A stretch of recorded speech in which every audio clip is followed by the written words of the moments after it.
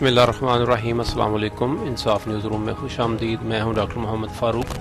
खबर शामिल करते हैं मंडी बहाउद्दीन से, जहां से हमें रिपोर्ट किया है अनायतुल अंजम क्लेयर ने। मंडी बहाउद्दीन पुलिस की मनशियात फरोशों के खिलाफ कार्रवाई, 37 किलोग्राम चरस बरामद।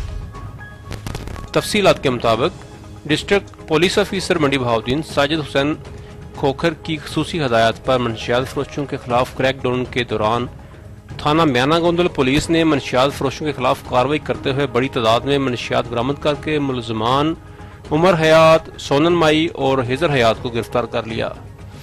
गिरफ्तार मुलजमान के कब्जा से 37 किलोग्राम चरस बरामद। मुलजमान की तफ्तीश शुरू कर दी गई है। मुलजमान की निशानदेही पर मजीद कार्रवाइयाँ जारी हैं। मुलजमान ये मनशियात इलाका गैर से लेकर मुख्तलिफ इलाकों में फरोख्त करते थे, जिनके खिलाफ C9 के तहत मुकदमात दर्ज कर लिए गए।